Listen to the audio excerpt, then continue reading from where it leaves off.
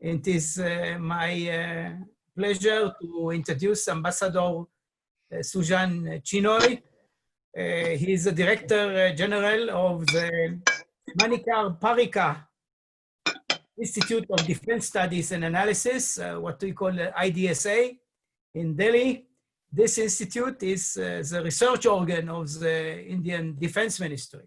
Ambassador Chinoy served for almost 40 years in the Indian diplomatic service with a rich experience in China, excuse me.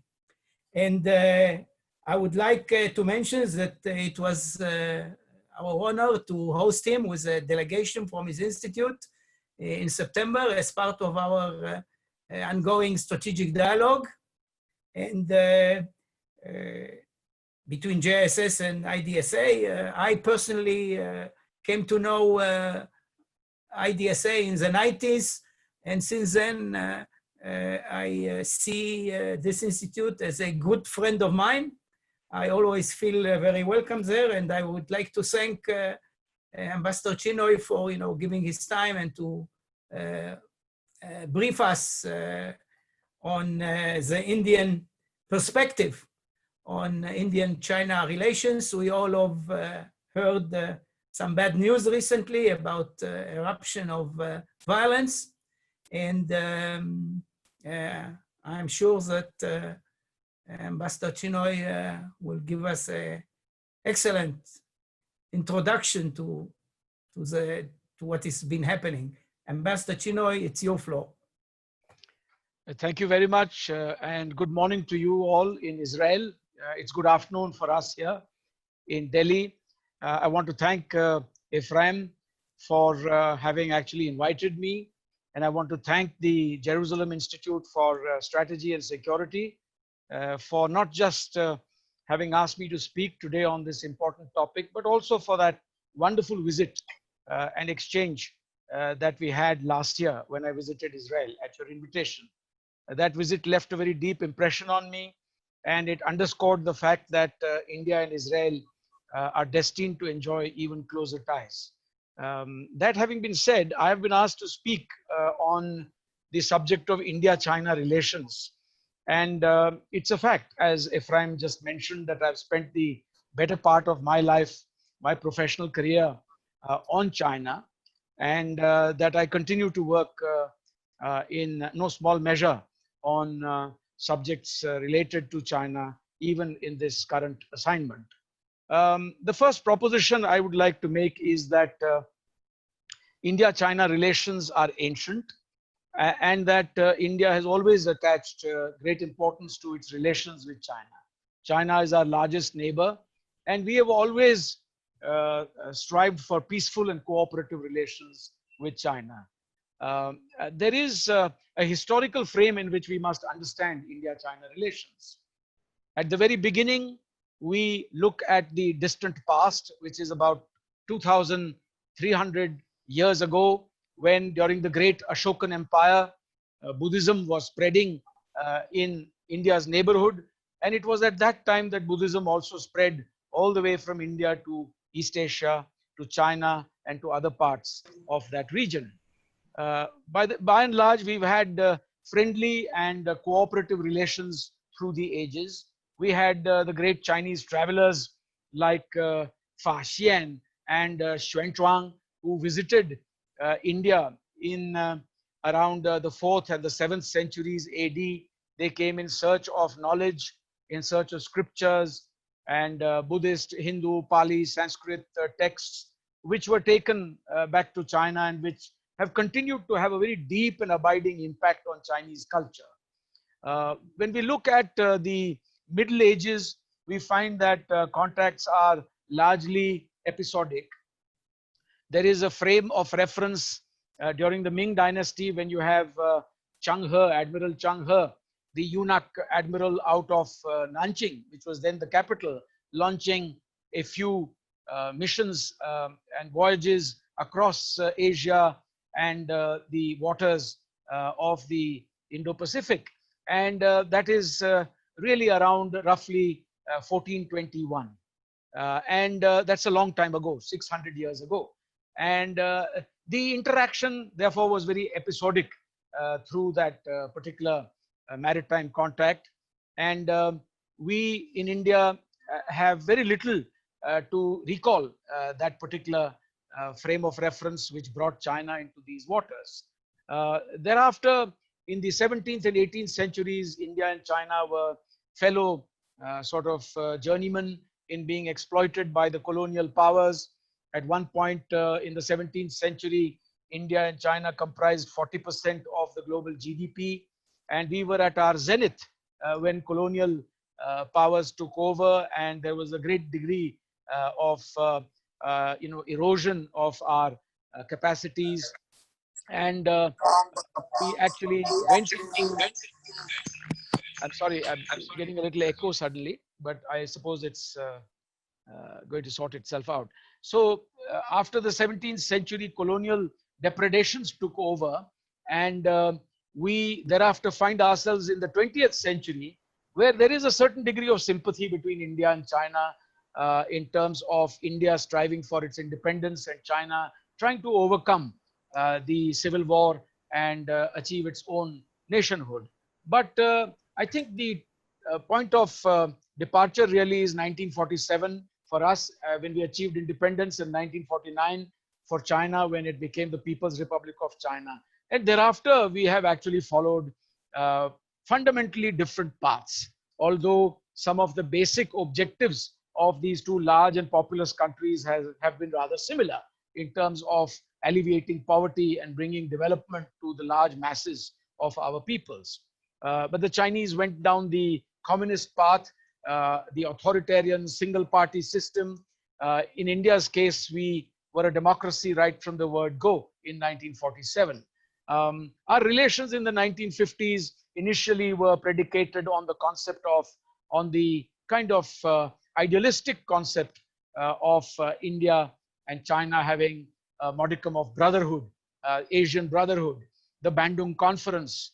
And in India, there was a slogan which went like Hindi Chini bye bye, as in India, Indians and Chinese are brothers. But the boundary question, which was obviously a legacy of the past, quickly took over, and there were tensions which led to the 1962 conflict.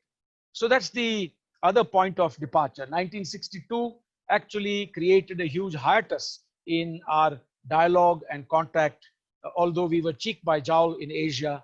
And for the next 14 years, there was hardly any interaction. In between, in 1967, we actually had another border conflict, and this time it was across the Sikkim border, where in contrast to the performance in 1962, in fact, the Chinese received a very bloody nose. Their casualties were much higher. And this is, of course, part of history, so you can all look it up. The border conflict across the Nathula Pass and the Chola Pass in Sikkim.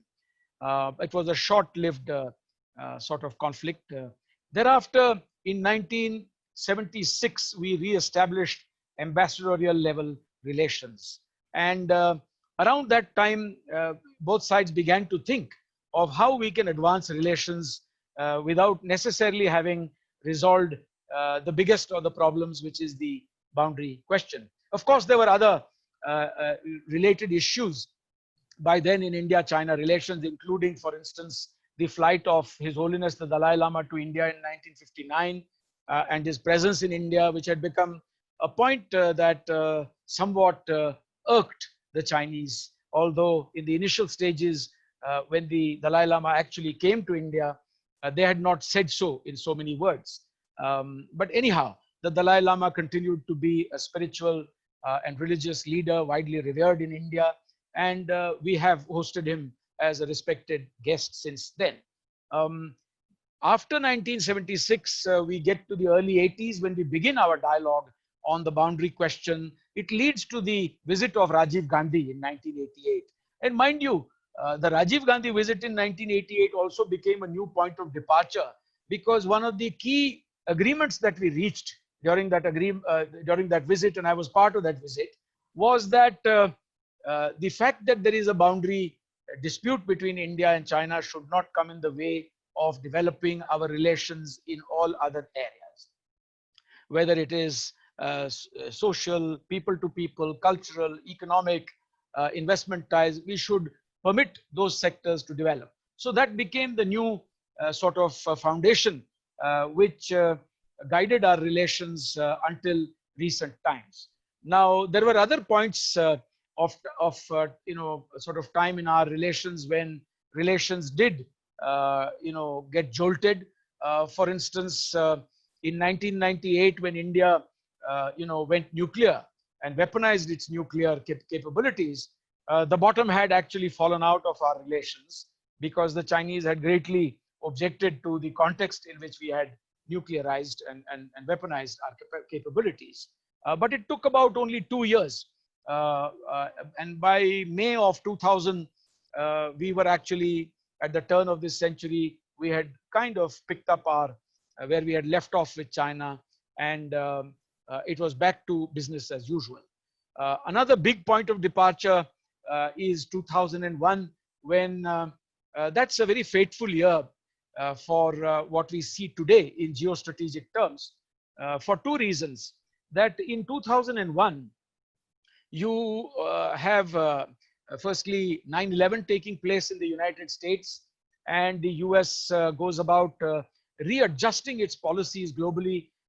And one of the areas where this readjustment took place is the Asia Pacific theater and East Asia in particular, where the United States started retracting and focusing more on the international war on terror. The second big event that takes place in 2001, the repercussions of which are still being felt, is China's entry into the WTO with the help, fulsome help of the United States of America.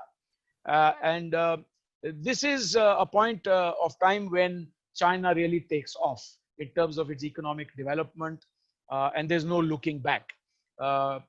It's a fact, of course, that at the end of 15 years of membership in the WTO, China is still not given market economy status by the United States, by India, and many other developed countries as well. And this is partly because of the fact that it is a state-led economy, and it's not a market economy by all accounts. And then we see some major changes taking place. The US is looking askance, and China is doing its best to limit the extent of US power on its periphery. And it is beginning to show signs of tremendous economic power being translated into military power. By the time we get to the second term of President Obama, these repercussions are being felt widely, because the US has failed at that point of time to really implement the pivot to Asia, or the rebalancing towards Asia that President Obama spoke of. On the other hand, you have Xi Jinping come to power, and there is a great deal of irredentism, boundary claims, maritime claims that suddenly spring out of nowhere. The South China Sea is being militarized, and China is becoming more and more aggressive. The dictum that Deng Xiaoping had often spoken of, which is, hide your capacities and bide your time, was thrown to the winds. It was cast aside, and China became far more aggressive and direct in its confrontation with the rest of the world.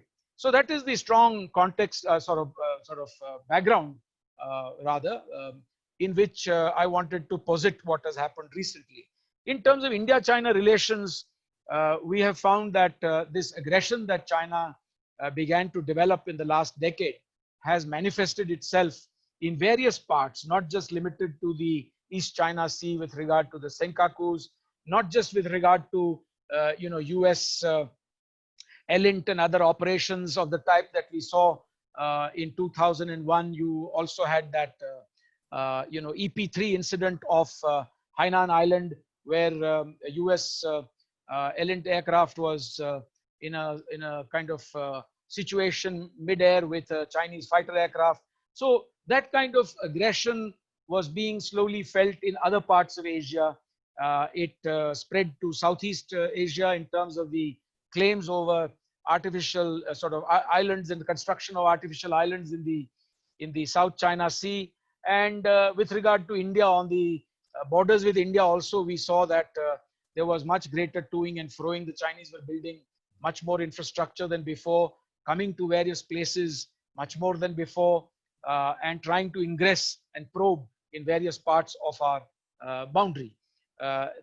It is at this juncture that India is also, coming under a strong leader like Prime Minister Modi.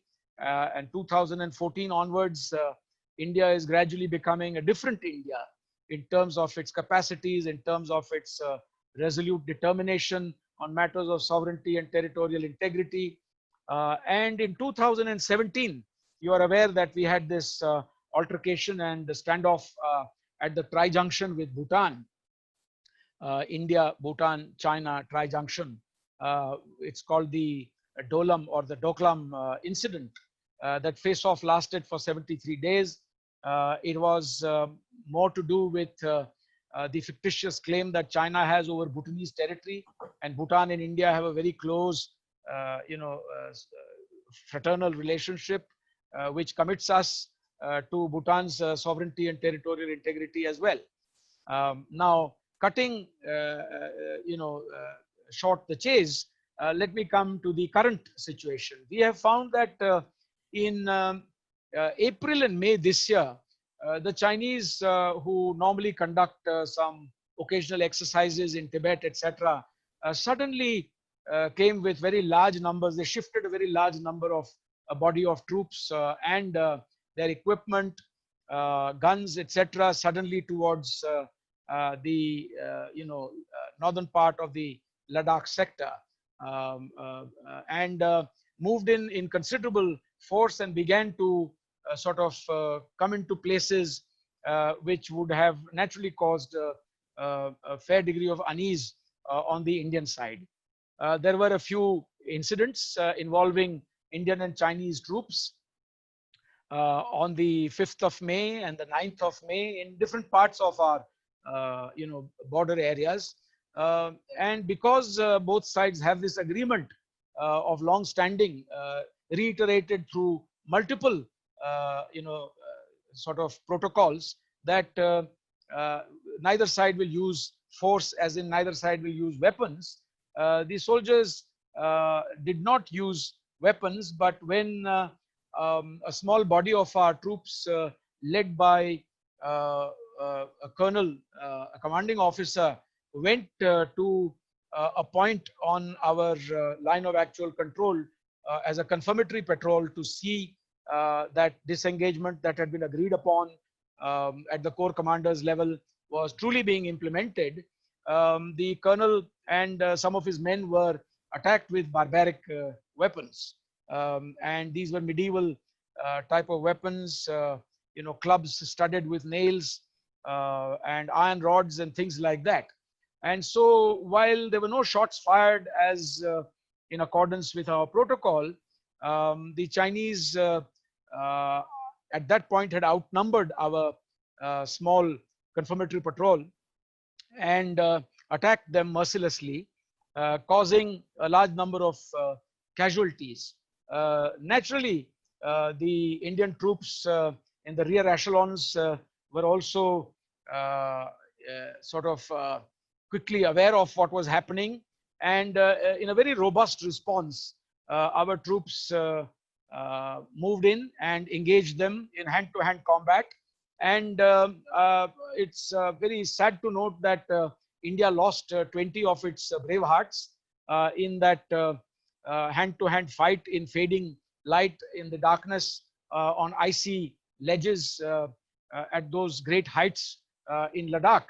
But they also took down many more in number on the Chinese side.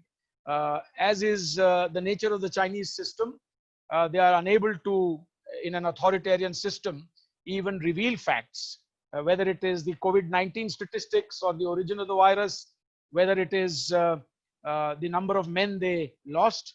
They are loath to reveal these facts, and unlike India, they have not been able to honor their dead. In India, as you know, soldiers, when they lay down their lives, as in Israel, they are greatly respected as heroes, and the entire nation bows its head in solemn homage and tribute to these people. And we understand that in the social media in China, there has been some criticism of the manner in which the Chinese have failed to even acknowledge their dead and honor them. Well, be that as it may, this has created a situation in which there is, kind of a large body of Chinese troops and a large body of Indian troops facing one another in Ladakh. Both sides are currently engaged at multiple levels to try and disengage.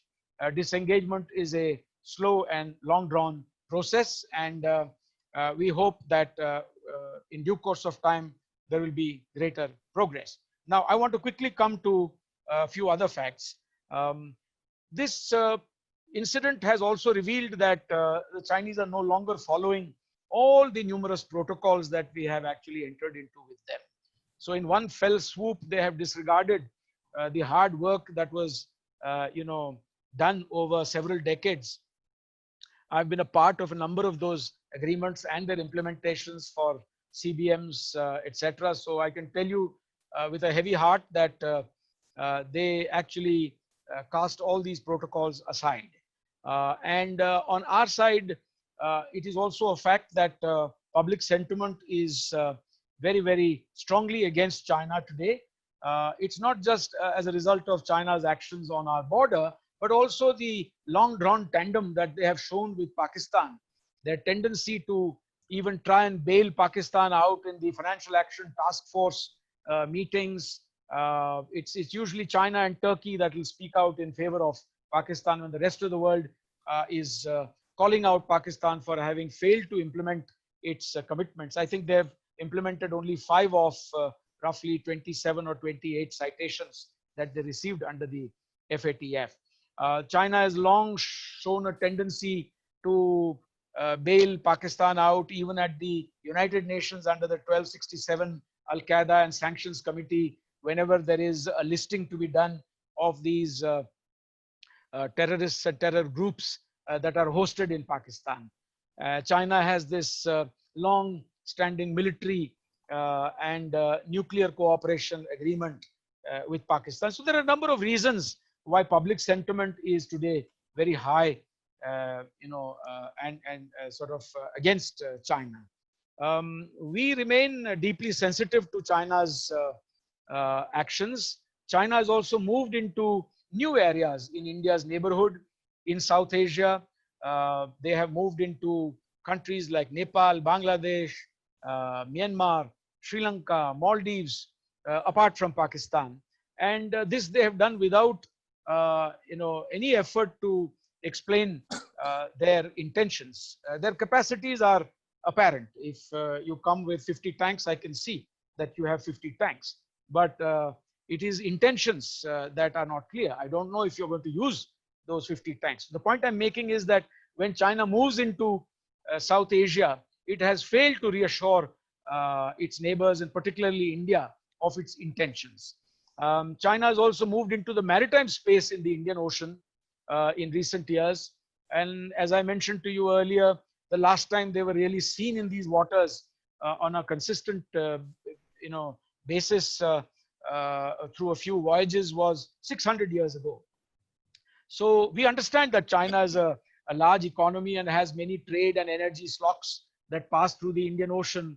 But normally one does not bring submarines into the Indian Ocean for ostensibly conducting anti-piracy operations. This is also something they have done, as if you need submarines to deal with a few pirate skiffs in the Indian Ocean. The intention is very clear that the Chinese are trying to enter the Western Indian Ocean in order to create a semi-permanent kind of presence with a string of operational turnaround arrangements, bases, basing facilities, other arrangements as the type that you are seeing in, for instance, Djibouti, their efforts to do something similar in Doklam, and more recently we have seen the work that they are doing through the China-Pakistan Economic Corridor in Gwadar. The latest, of course, is that the Chinese and the Iranians are looking at a draft plan which will see roughly, $400 billion of Chinese investments enter Iran over a, I think, 25-year period, in which there is also the possibility that they are looking at not just investing in Chabahar, but also trying to acquire other interests along that coast in a port called Jask, for instance. So all this is a disruption. It's a huge disruptor, and India is not the only one, facing this disruption on the part of China. China's rise has not been smooth. China's rise has resulted in disruptions in every part of the world today. From 1949 to 1979, they consolidated their borders by first militarily entering and taking over Xinjiang in 1949, then Tibet in 1950, the border war with India, later towards 1979, the attack on Vietnam. In between, of course, they fought the Korean War in the 50s and also dabbled in the Vietnam War as an interested party and stakeholder. But this is also a period in which they make monumental mistakes. The great proletariat cultural revolution and the anti-rightist campaigns, the famine, and all the upheaval that was caused under Mao as well. This internecine civil war between the Red Guards. So I would call it a period of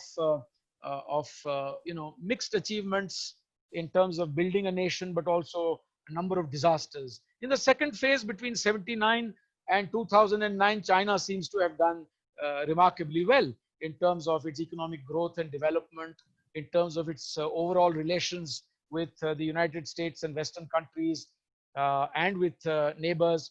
And this notwithstanding the fact that they went through Tiananmen in between, and they had their usual altercations along the way with the United States. But somehow, from 1979 to 2009, I would say that 30-year period is a period of success for them. It's from 2009 onwards that we have seen, and now a decade has passed since then, that China's rise is not smooth, and it's never going to be smooth. The global community today is extremely concerned about Chinese unilateralism, attempts to foist a certain kind of China-centric unipolarity throughout Asia, if not throughout the broader region. And China has had multiple contradictions. It's trying to balance conflict and engagement at the same time. So whereas the US under Trump has abandoned the very system that made it numero uno and have retrenched what you call multilateralism, the Chinese are trying to do it more subtly. There are parts of the existing system which they have used to become the number 2 economy in the world, and they would like to keep it that way to become number 1. On the other hand, wherever outside the core of the liberal trading system and multilateralism, there are structures that don't suit them, they are also trying to mold them and recast them to their own advantage. So you see a complete takeover of a number of UN organizations also. The kind of behavior that we saw coming out from the WTO during the COVID crisis is an example of China's attempts to take over the existing system being vacated by the United States, but at the same time tinkering with it to give it a Chinese slant, and also one that celebrates and promotes the superiority, the so-called superiority of the Chinese political and economic systems. It's also a huge platform for promoting in a propagandist manner the superiority of the Chinese model as one which has also very quickly overcome the COVID pandemic, one which very quickly is able to restart its economy, and to contrast that with the helplessness of the most developed of countries, including the United States. China has other contradictions in its rise. It expects everyone to follow a one China policy, but itself is not ready to give that same respect on matters to do with sovereignty and territorial integrity to other countries. And that includes India. We have a problem here because China has consistently tried to rake up the Jammu and Kashmir issue at the United Nations. Multilateral space was in the past considered a common space for us, one in which India and China could have greater convergence. We could work together, notwithstanding our bilateral problems. But that space is now shrinking because of Chinese, proclivity to rake up these issues in tandem with Pakistan against India. On the trade side, we have $95 billion worth of trade, but it is hugely in China's favor. So we have an adverse trade balance that is roughly in the region of around $57, $58 billion. In recent years, the open Indian economy has seen a large amount of Chinese investments pouring in, about $6-7 billion in the last 3-4 years alone in startups and in the digital space. But all this, goes to show that China expects to be given a fair, level playing field for its exports and its investments, but it's not willing to do the same thing for others when it comes to the Chinese market. In the Chinese market, every country, including India, have to struggle to, be able to export anything. There are non-tariff trade barriers galore, and they use technical barriers to trade as well. And above all, even in high-tech areas like 5G, they expect the world to open up to their 5G, but their own 5G, they will, as you know, give it only to primarily to Huawei and ZTE, and maybe to a small extent to a foreign player like perhaps Nokia or somebody else. So short point here is that China expects many things from the rest of the world, including an acceptance and accommodation of its rise, but is unwilling to accommodate even the relative rise and aspirations and progress made by others. And this is coming in the way, partly because the Chinese, to my mind, have no experience of the type that the Western countries had, the developed economies acquired over 150 years of war and peace and agreements, and then they get to a certain equilibrium of the type that holds. Even that we have seen challenged recently in Brexit.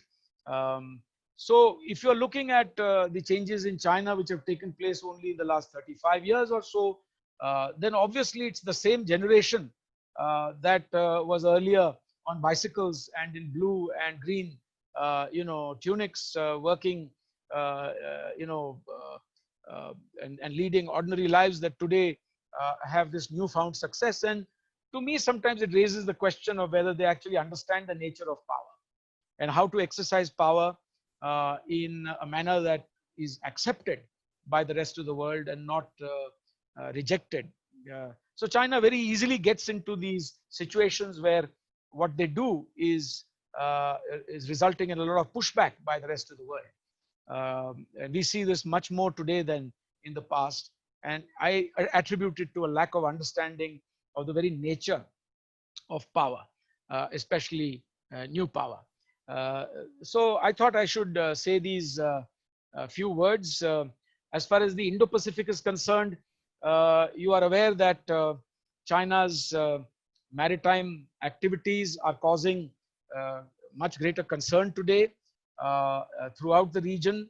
And we have countries like the Quad countries, for instance, the United States, Australia, Japan, and India, that are seeking a certain amount of convergence on various issues, including capacity building, infrastructure, counterterrorism, humanitarian assistance and disaster relief, but also increasingly seeking a certain amount of convergence on values, rules of the road, and so on and so forth. In a broader context, the Quad is engaged in the Quad Plus exercise with like-minded countries that now includes Israel.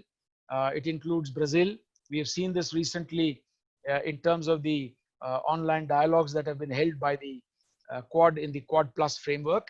The Quad Plus is also engaged on the other side, Vietnam, Korea, and New Zealand.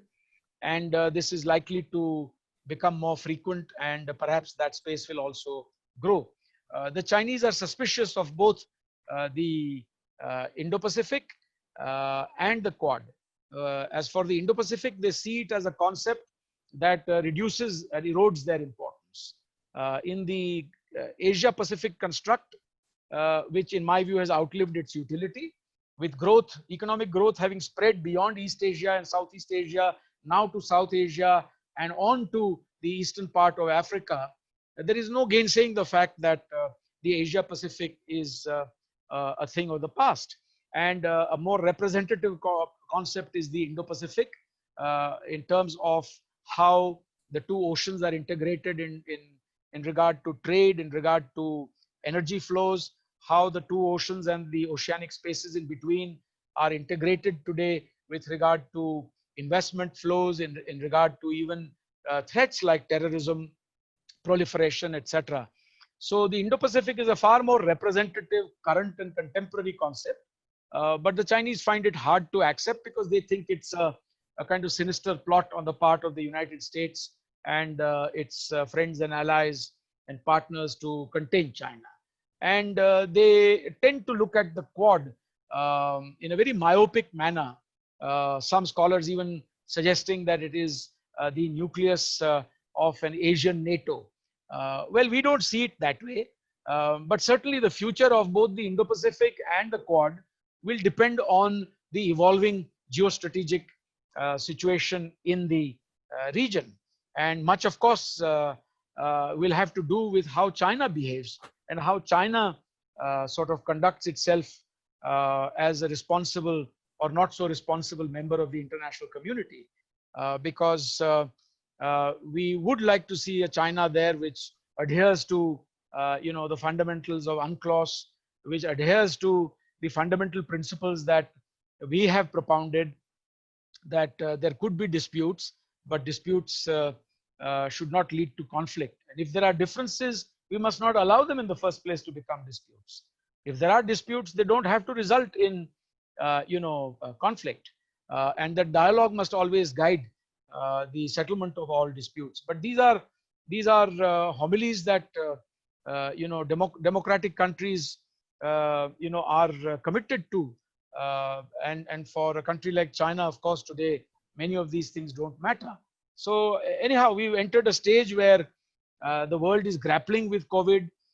Most countries have found that no matter how well prepared they consider themselves to be, their healthcare sectors have been shown up a little bit in terms of lacking in capacities.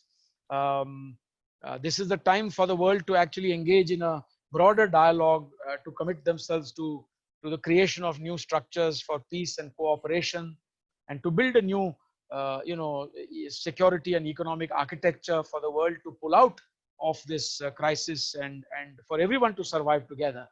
On the other hand, we see that the Chinese try to use this crisis situation to advance their own goals and objectives unilaterally.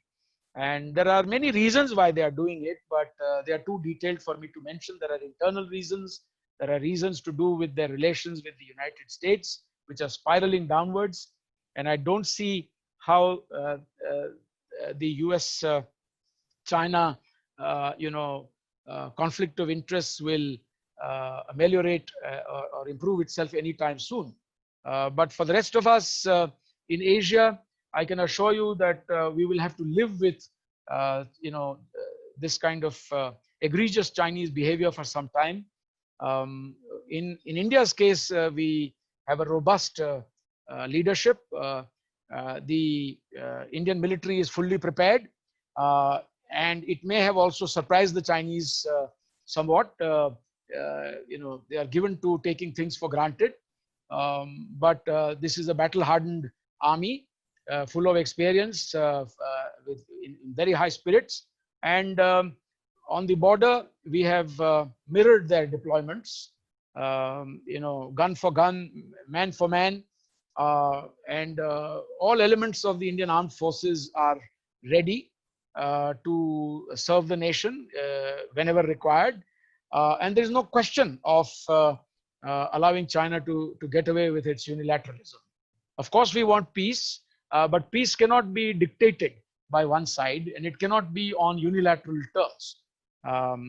We would really like to see progress in our talks on the border with China, the face-off. There has been some progress, and we would like to see more of it. The engagement continues with China. But it will not be business as usual. We have already banned 59 Chinese apps in the tech space. The world, as you know, is increasingly divided now into two groups as far as technology is concerned. And the group that's led by China isn't exactly the who's who of the world. You know, it's a bunch of countries that remain heavily dependent on China, who have long been, you know, made dependent on easy developmental finance, the predatory kind of financing that China is ready to give. Also those that can be easily browbeaten or enticed with, you know, other sort of lured with other opportunities. So that's a different group.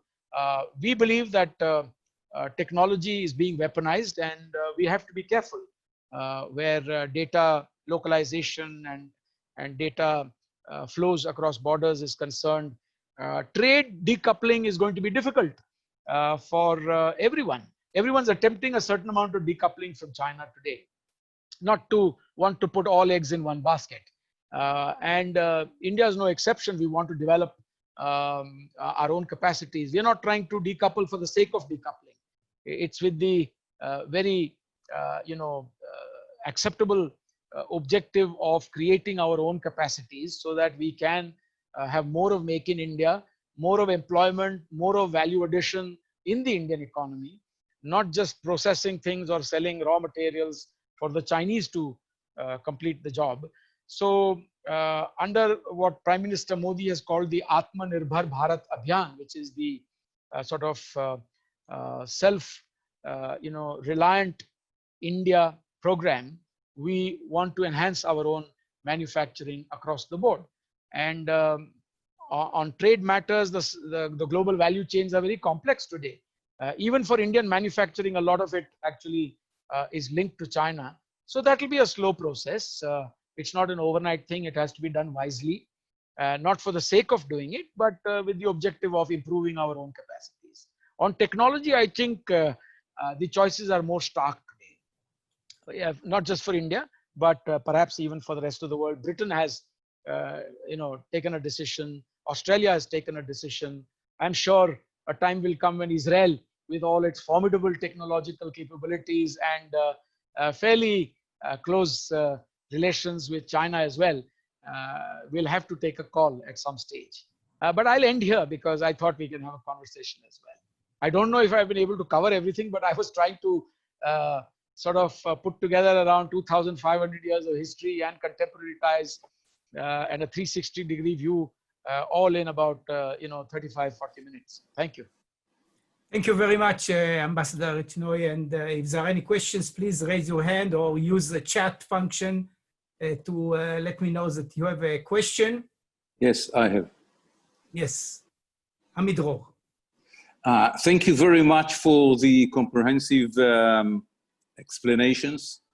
You didn't visiting China before the pandemic, every 6 months. I learned to know that China looked at the Pacific Indo-Pacific organization as an organization which was organized against China. They don't have any question about it. They are very sure about it. And I ask myself why China is so successful in what they are doing and the liberal democratic world is not, when it is coming to deal with China. And maybe the answer is that they do not afraid to act, and we are very good in explanations and word about the situation and what should be done and what should not be done and so on and so forth. And they are acting, they are moving all the time. They know to explain themselves. They are giving many explanations and backgrounds and briefings, blah, blah, blah, blah, blah, blah. But at the same time, unlike the Western world, the democratic one, they are acting all the time. Do you see a change because of the tension between you and China, and you are the only one that can compete with China when it is becoming about numbers? No one can.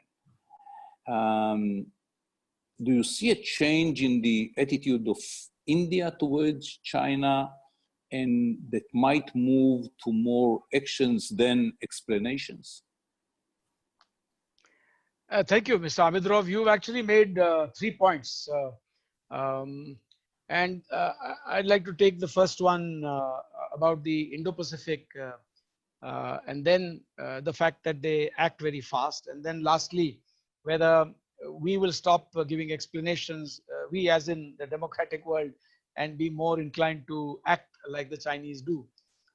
So I think basically, you are right in saying that the Chinese, and I tried to emphasize that point, that the Chinese remain very suspicious of the concept and the vision of the Indo-Pacific that has been outlined by a number of countries, including the Quad countries and the ASEAN themselves have outlined their vision, and others that have extra, sort of regional but long-standing presence as stakeholders like France and the UK are also developing their own visions of the Indo-Pacific. But it's not an organization, since you referred to it as an organization. So it's only a concept, it's only a vision. It has no secretariat. Remember the IOR took 20 years, the Indian Ocean Rim Association, IOR took 20 years to develop a secretariat. So there is no organization, and I think therefore China's misgivings are more to do with their view of themselves. They regard Asia as primarily a China-centric space. It's all going back to the Middle Kingdom, and the rest is seen either in hierarchical terms as above you or below you, and a mandate from heaven to the Yellow Emperor to do as he pleases. So that part of it is rankling. My contention is that the Indo-Pacific is a more representative democratic concept, because it is not limited to the Asia-Pacific. After all, India is not truly part of the Asia-Pacific, for if it were, we would have been members of the APEC also. There would have been no moratorium on the expansion of membership of the APEC. We are, of course, part of the East Asia Summit process and other structures that bring us closer to that region, and we have our own bilateral partnerships. But let me just stop on that point, that Indo-Pacific is a more contemporary, representative, open, inclusive reality of today. The Asia-Pacific was relevant at the end of the Second World War and continued to have its relevance, including through the rise of China. But the moment growth and economic development shifted to the rest of Asia in concentric circles, today the Asia-Pacific is not a representative concept. They act fast. Well, that's a no-brainer, I think, because of their system. They have no parliament to go back to. They have no members of parliament who are looking over their shoulder at their constituencies or others vying for the loyalty of their voters. They take decisions in a very authoritarian fashion, whether it is regarding acquisition of land for development of cities, or whether it is resettling large numbers of people, huge experiments in demographic change. They can do that. So it's very difficult for democracies to try and compete on that score. I think our strength as democracies lies not in the speed with which we take decisions, but the durability of the decisions that we take, and the sanctity that these decisions have, in the knowledge that they have the support of the people of the country, of the people's representatives, and that the media also brings to the people of our countries the facts before these decisions are taken. So there is a certain amount of time that is given to debate and discussion to arrive at a commonly acceptable sort of denominator. And I don't think we should be looking to change our systems to make it faster. because taking fast decisions of this type also runs a lot of risk. I think China takes a lot of risk in decision making, in forcing provincial leaders to take decisions, and then with most of them, hiding facts which are uncomfortable, whether it is COVID statistics or whether it is economic statistics. So we really don't want to go down that road. Now, the third is that, yes, I think democracies need to also, be robust in their responses. Democracies need to look at geopolitical and geostrategic issues in a much more focused and concentrated manner. We sometimes are weakened by the plurality of views that we can come up with and also express them to the external world. I have no doubt that in the Chinese system also they have a plurality of views, but it is only for internal discussions. And once a decision has been taken, they are able to present a united front. Democracies can't do that. I mean, Ephraim might say something directly to an Indian newspaper, and you might say something, completely different as the former NSA of Israel. But China is not burdened by that. But I think what we need to do is to, because we've reached a stage now in global development where the very concept of liberal, democratic societies or liberal, trading systems is being questioned. Or ironically, as in the case of the liberal trading system, the largest economy has backed out of it, the United States. It has questioned virtually every FTA that it has entered into, including in the North American space with Canada and Mexico, where it has recast its FTAs. It has questioned its trade relations with Europe. So the liberal trading order and multilateralism has been questioned by the largest economy and the most powerful democracy. On the other hand, ironically, a closed system, an authoritarian system, a non-market economy like China is advocating the cause of a liberal trading order in the absence of leadership by the US and others. And when it comes to the space in which ideologies operate today, again, there is a huge contradiction because of the ability of authoritarian systems, unitary single party systems, to demonstrate the speed with which they can take decisions and tackle problems. They are actually maligning the very durable liberal democratic political system also. And so I think we have to keep our eyes open. We have to separate the wheat from the chaff. If there are things we can improve in our system as democracies, then that's the chaff, and we separate that and we try to do what it takes to improve our system. But we cannot throw the baby out with the bathwater. Simply because the Chinese are demonstrating today that an authoritarian system can control COVID faster or kickstart the economy faster, doesn't mean that the whole world has to abandon what is a proven ideology, which is better for the sake of mankind, humankind. That is the democratic liberal order. We cannot dump that in favor of what the Chinese are advocating. We have to be careful with that. Fine, if I can raise a question. Sure, go ahead. Ambassador Chinoy, it seems to me from what you've described to us that the orientation of ASEAN as a grouping, to the extent that it can hold its act together, could be the decisive element down the road in determining whether the Quad or Beijing will determine the future of the Indo-Pacific region. To what extent do you see a capacity of ASEAN to stand together?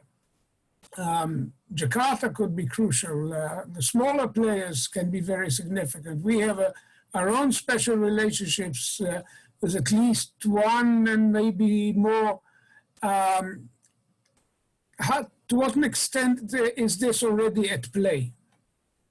I think that's a very, very crucial observation that you have made, and I'm tempted to try and answer it as best as I can. You're very right. The ultimate outcome in regard to the success of the Indo-Pacific as a stable, durable economic and security architecture for the region will depend on, to a great extent, on ASEAN countries. For the simple reason, first, that everybody has spoken of ASEAN centrality. When you look at the statements that the Quad countries have made, it is clear that they have spoken of free, open, transparent, rules-based order with ASEAN centrality.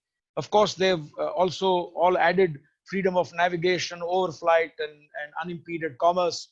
But the key point that comes through is ASEAN centrality, whether it's the US, Australia, Japan, or India. The ASEAN themselves have put out a vision document in which they speak of ASEAN centrality. And if you look at the two bodies of the oceanic spaces of the Indian Ocean and the Pacific, then it's true that the ASEAN and the waters that they straddle, the South China Sea, are the connective tissue between these two great oceans. ASEAN centrality is important because it's also a constituency that is kind of up for grabs today. The reason being that for a very long time, ASEAN countries were dependent on the West, particularly the United States, for their, many of them, for their security and economic well-being. You are aware of the time when SEATO was a very powerful Southeast Asia Treaty Organization, was an important element in global security architecture, like CENTO on the other flank. And countries like Thailand, Malaysia, Singapore, and even Indonesia to some extent, they have connected with the West in terms of security architecture as well. The British have been connected there for very long. The Australians consider the Southeast Asian countries as a natural hinterland, and they have a great interest in that area as well. Now, the fly in the ointment today is that over time, the ASEAN countries have gradually become more dependent on China. In keeping with China's economic rise, they have become more dependent on China for their economic well-being. And many of them continued to have this dichotomy of being dependent on the US and others for their security. That has also continued apace for some time. We are now reaching the third phase of that process, where many ASEAN countries find that they are increasingly looking to China, not just for their economic security, but also for their military and other security, as in not just economic well-being, but also for their security. And I can see how countries like Malaysia, Thailand, Singapore, which were integral to the security architecture of the United States in the past, today have modified some of their security postures in order to be, in tandem or in harmony with the kind of security architecture that the Chinese envisage for the region. So anyway, the short point there is that ASEAN has moved from complete dependency for economic and security well-being on the West to having a mixed, sort of identity of being dependent for economic well-being on China and for security on the United States, now to a stage where even on security matters, there is a tug of war going on there in that region. The other point is that if you look at the code of conduct in the South China Sea as being the first of the building blocks for peace and security, after all, the contestation that we are seeing, major contestation in the maritime sphere, is not in the Pacific. In the Pacific, it's about hearts and minds. It's about trade. It's about natural resources. It's about getting into the South Pacific islands and building infrastructure there by the Chinese, much to the chagrin and disappointment of the regional big boys like Australia and New Zealand. If you look at the Indian Ocean, it's more about the Chinese wanting to come in and operate OTR facilities and basing, etc. But the physical contestation of oceanic space is in that middle space called the South China Sea. And there the code of conduct is going to determine the outcome. Now, when you look at the code of conduct, it is the ASEAN countries that are engaged in the code of conduct with only China. It's not as if the Quad countries are part of it, or that any other country is directly involved in the negotiations. So to that extent, I think the Chinese would actually welcome the centrality of ASEAN, because it's a sort of region where they increasingly have sway, are in a position to fracture the group's consensus through bilateral negotiations, which the Chinese prefer, and to also create dependencies which will never allow a robust group response. Now, if you have the CLM countries like Cambodia, Laos, and Myanmar so totally dependent on China for their economic well-being, and including to great extent security, etc., for easy finance, for infrastructure, for markets, etc., that they need for their raw materials, then the group's response at best can only be feeble. The robust response that is required at the individual country level never really comes through. So the common denominator that the ASEAN form, in my view, including at the latest ASEAN meeting, where some leaders spoke out openly against sort of China's actions and the importance of UNCLOS, that to my mind is at best still very weak, because it's the common denominator. And at the individual level, even the countries that have a maximum number of problems with China, like Vietnam, are loath to take sides. The one thing that Vietnam dreads, in my view, from my own interaction with the Vietnamese, is that they would hate to see an altercation between China and the United States in that maritime theater, because it will force them to take sides. Nobody wants to take sides there. They would much rather continue in this kind of cozy atmosphere in which they have these great economic linkages and interdependencies with China, and then also benefit when the rest of the world is trying to decouple, whether it's Japan or China itself is trying to decouple from the threat of US trade tariffs and all. They all move to Vietnam with some investments, whether it's the Japanese, even the Chinese go there. So I feel that ASEAN is really central to what will happen, but it's not easy out there, and it'll be difficult to get the ASEAN as a group to do any kind of heavy lifting. May I ask you, you know China, and from outside it seems that there is an inherent tension between a very centralized, political system, and to some extent, a free economy, to some extent. What will happen, in the next, in your view, 15, maybe 20 years with this type of tension, when there are problems, demographic problems in China?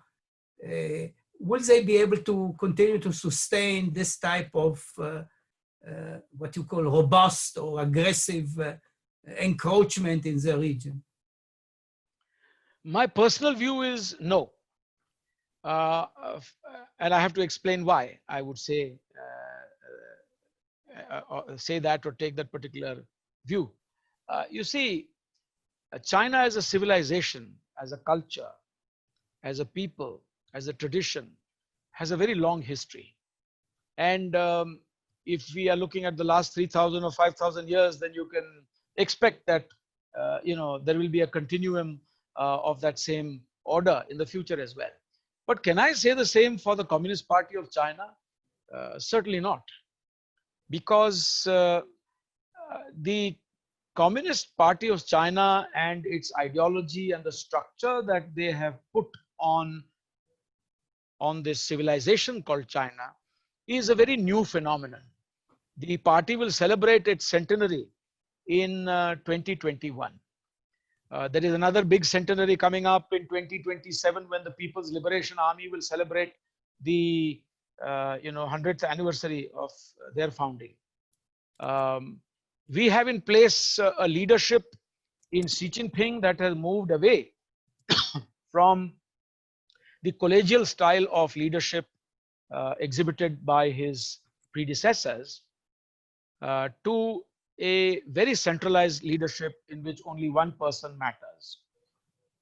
All competitors, all rivals, all threats have been systematically emaciated, put down, jailed, etc. At the last party congress in 2017, Xi Jinping ensured that he can have more than 2 terms. So the general limit on 2 terms has been lifted. And more than that, he has no successor, which is also very different from his predecessors. Whenever his predecessors moved into their 2nd term, you are aware in Chinese history that the next man in the lineup was around in the 2nd term, being groomed as the next leader. In this case, Mr. Xi Jinping is kind of 3 years into his 2nd term. The next party congress will be in 2022. There is no limit now, so you can imagine that beyond 2022, he will continue to hold office, perhaps to celebrate the PLA's centenary as well, not just the party's centenary. But how many terms will you still give him? I mean, let's give him 3 terms, let's give him 4 terms. But as is the nature of the passage of time, eventually, he will have to step down. And there is absolutely no succession plan in place. Also, the kind of association that he has with this, in agriculture, what would you call it? Slash and burn tactics, So it's also slash and burn tactics in geostrategic and geoeconomic matters, Is that sustainable? I don't think it's sustainable because there is a lot of opposition brewing up across the world to China's practices, its practices in terms of developmental finance, predatory loans that it gives, the dependencies that it creates. Ideologically, there is a huge conflict. So I cannot see how the system can sustain itself. In fact, how will it sustain itself even to achieve and realize the so-called China dream in 2050? Who is the person? Because the dream is Xi Jinping's dream. There is no collegial team out there that have been allowed a chance to have an equal say in forming this China dream, or even the BRI project, for instance. Will this be China's Waterloo? Who knows? Because there is a fair element of overextension and overstretch here, just as Afghanistan was for the Soviets. I'm not sure if this can continue endlessly like this. If Mr. Xi Jinping were to eventually be replaced by another leader who is not associated in the same passionate manner with all this, the slash and burn kind of tactic. So if the party were to have a finite life, I'm simply looking at it as a scholar. Well, elsewhere the parties have had finite lives. I mean, take a look around you to see how many communist parties or socialist parties have actually, made it. Most haven't gone past the 70-year mark. Let's say the Chinese Communist Party is, great genes and all that, and given to longevity, so scores a century. But how long? Do you see it lasting this century? I don't. What happens then? What happens? What kind of political practice will come in place? Do the Chinese have any experience of democracy at all? Of allowing people to let off their steam in more acceptable ways to which Israel and India are used to in terms of our political structures. So what happens then? Because the Chinese are used to this very autocratic system. Everybody is told, do this, do that, go here, go there. And that's the end of the matter. Sweet. Next question. Hi, Mr. Chinoy. Thank you hi. for your insight. Yeah, good to see you again. Yes. Yes. For many years, we have heard these voices saying that India could find itself losing out to China in Chabahar. And according to this recent development, this new partnership deal between Beijing and Tehran, this deal is clearly sidelining New Delhi from the region's geopolitics. And you just mentioned building the port in Jusk. And as we know, if China will be able to do it, it'll be the first time in the world's strategic history that China will have leverage over one of the seven of key choke points in the world. So how do you see this recent development, and how do you think it will affect India's interest in the region? So the first point is that India is not out of the game yet. That's a false impression, because firstly, the deal, the so-called deal between China and Iran has not been signed. It's a draft plan. And we've been hearing of it for some years now. In fact, the first stirrings of this were around 2016. Of course, after the JCPOA was thrown out of the window, it acquired a fresh momentum of its own. And so after Trump came and the JCPOA went out, there's greater synergy between China and Iran. Iran is, of course, among that clutch of countries that looks to China not only as a market for their oil when nobody else is buying it, but also as a source of finance and source of military equipment as well. So in that category, of course, you can include a few other illustrious names in the region. I don't want to name them right now, but there are a few such dependencies that will be there. So this plan that they have is speaking of, in a draft form, of an agreement over 25 years, and all these billions of dollars are to be committed. Last year also, a petroleum magazine had come up with some information about the billions of dollars that the Chinese want to pour into Iran, even at a time when Iran was finding itself under very strict sanctions. The Chinese continued to buy a certain amount of their oil. They didn't effect payment, but they were storing it in bonded sort of silos to obviate the tripping of the sanctions, etc. So that all that is known. Now, the point I want to make is that we, India, because of the special exception that we were given by the Americans, because many of these are American sanctions. No, they're not UN sanctions. They're American sanctions, US sanctions. So the US had to make an exception, and they made an exception for India's investments into Chabahar.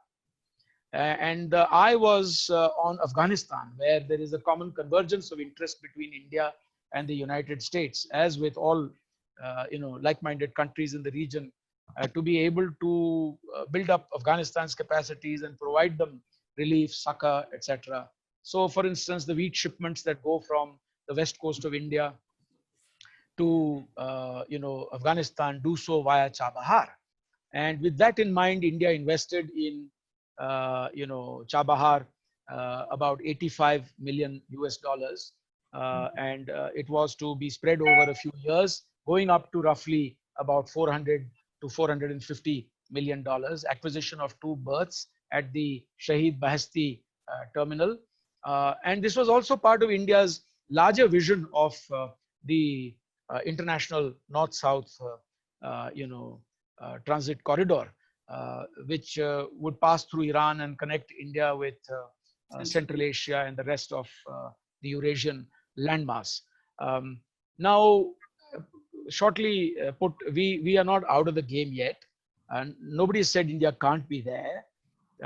It's true that India has not been able to find the necessary momentum to look into the railway bit from Chabahar to Zahedan, which was a project that was given to for feasibility to IRCON of India. And the idea was that if we were able to find partners like Japan, etc., then we could have, perhaps looked at doing it up to Zahedan, if not beyond. The Iranians want the railway to go even beyond, but our interest would have been from Zahedan towards, Zaranj, and then to, Delaram, to the Nimroz part of Nimroz province of Afghanistan. And we have interests in that part of Afghanistan also in terms of capacity building projects.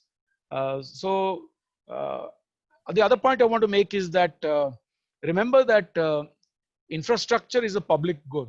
It doesn't really at the end of the day matter who builds the road or who builds the railway. These are not normally for exclusive use, at least not in normal times. I mean, you can have the odd case of a Suez Canal in the 50s, Egypt trying to, kind of shut it down for everybody else, but that was a short-lived, infructuous effort, and so infrastructure by its very nature, broadly speaking, is a public good. Once constructed, nobody checks whose money it was and where the rails came from. It's available for anyone who pays for the cartage and the shipping costs, etc. So keep that in mind. But the more worrisome part for me, okay. Yes, please. Yeah, no, with the Chinese investments in infrastructure and how it's I'm coming to that. Voting their agenda. Yeah. So the more worrisome part for me individually, at my own limited level, is that I see the Chinese making a redoubled effort to ramp up their presence in the Western Indian Ocean. And Iran is one of the good docking points that they have identified.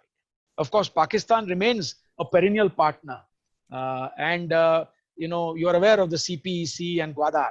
Yeah. But look, here is Iran, which is isolated, which doesn't have good relations with not just Saudi Arabia and the Arabs, but also doesn't have good relations with the United States or with Israel, and is kind of coming under a lot of pressure. And the Chinese are tapping that vulnerability right now.